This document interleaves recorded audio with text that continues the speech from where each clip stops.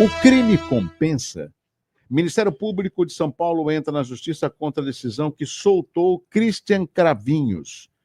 O pedido de recurso é para tentar anular a decisão que autorizou Cravinhos a cumprir o restante da pena em regime aberto. Ele foi condenado a 38 anos de prisão no caso da família von Richthofen, de 2002, e estava preso em Tremembé. O promotor Rafael de Filippo Filho apontou que Christian Cravinhos, abre aspas, já se beneficiou da progressão de regime anteriormente, vindo cometer novo delito, dessa vez de corrupção ativa, fecha aspas. Ele se refere a um caso ocorrido em 2018, quando, em saída irregular, o réu ofereceu R$ 1.000 aos agentes para evitar ser levado à delegacia. A tentativa de suborno resultou em seu retorno imediato para a penitenciária e no acréscimo de mais 4 anos em sua pena, totalizando 42 anos de reclusão. Douglas, bom, vamos lá, novamente, sendo aqui professoral, né, me desculpe, mas isso é bom, porque sendo professoral para que a audiência entenda. Opa. Esse é um procedimento comum, como é que funciona? Uma vez que o indivíduo é condenado, seja quem for, ele inicia a execução da pena.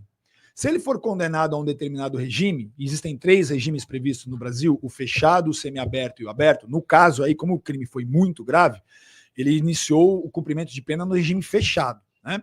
Então, bom, a partir do momento que ele cumpre uma certa quantidade de pena, e esse percentual ele está previsto em lei, ele passa a preencher um requisito, chamado requisito objetivo, para mudar de regime. E existem outros requisitos que são analisados. Se ele, durante o cumprimento da pena, ele não praticou nenhuma falta grave, como é que foi o comportamento dele, tá? Então, são analisados requisitos para que o indivíduo progrida do fechado para o semiaberto, do semiaberto para o aberto. Então, o que aconteceu no caso? Foi requisitado, foi pedido, né, a progressão dele para o regime aberto, e a juíza, na primeira instância, no entendimento dela, analisando os requisitos, ele teria cumprido o tempo exigido para mudar de regime, e ele teria cumprido os requisitos subjetivos, que seria, por exemplo, bom comportamento, não ter praticado falta grave, O que o douto promotor está alegando, e esse é um recurso normal, chama agravo em execução. Ele está agora, olha só, levando para a segunda instância. Tá? Então, aquilo que eu sempre falo para os seus ouvintes. Os juízes e promotores eles estão espalhados pelas cidades. Quando aquelas decisões são tomadas nas cidades, essas decisões são levadas à análise de desembargadores, juízes mais experientes, são os desembargadores. Tribunal de Justiça. O Tribunal de Justiça, segunda instância. Então, lá agora, esse recurso que foi apresentado por esse promotor será analisado por uma turma julgadora, composta de 5 desembargadores, 3 vão analisar o caso. O fato de ter sido dele subornar um agente Exatamente. A prática de um crime durante a execução, ele estava executando a pena pelo crime de homicídio contra o casal Richthofen, né? Então, ele participou daquele homicídio. Ele estava cumprindo pena por isso. Ele teve um benefício e foi para a rua, eu não sei, talvez uma saída temporária, de Natal, de Páscoa, e me parece que durante essa saída ele praticou um outro crime.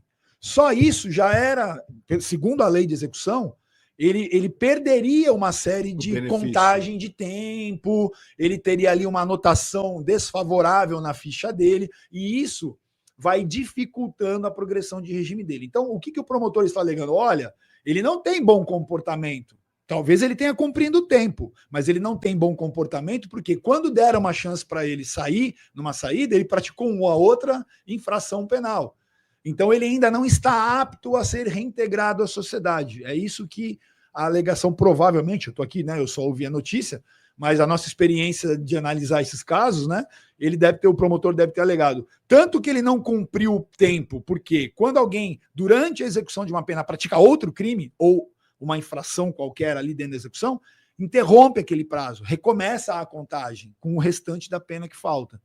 Então, claro, a análise agora será feita pelo Tribunal de Justiça por 3 juízes mais experientes, né, os desembargadores, que analisarão esse caso para ver se, de fato, a juíza está certa na análise do caso ou os argumentos do promotor devem ser acolhidos. E nesse caso, o que eu achei estranho é que pode ser até acrescido em 4 anos a pena dele? Sim, porque aí o que vai acontecer? Uma vez que ele foi de fato condenado pela corrupção, essa condenação da corrupção vai se somar à condenação do homicídio. Tá? Então, se uma pessoa pratica 2, 3, 4, 5, 6 crimes e ela é condenada por todos eles, a execução da pena soma tudo isso e a soma desse tempo que ele tem que ficar cumprindo a pena e vai progredindo com base nessa soma. Então, o que o promotor está dizendo? Olha, ele já estava cumprindo uma pena alta de homicídio, 42 anos. Aí ele foi lá e praticou um outro crime, agora mais 4. Então, esse 4 tem que somar ao que ele tem ainda para cumprir do homicídio anterior. Então, ele não teria direito ao regime aberto.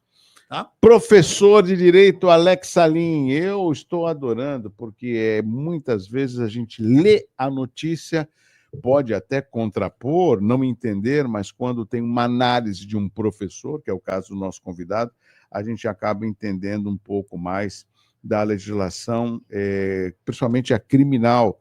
E é uma legislação que está no Código Penal, que às vezes cria até uma dificuldade de entendimento, mas quando existe uma análise, uma explicação, fica muito mais fácil o entendimento do nosso público. Eu, particularmente, não sabia que poderia se somar a essa punição quando numa decisão por ter infringido, lógico, um período de benefício que ele estava usufruindo.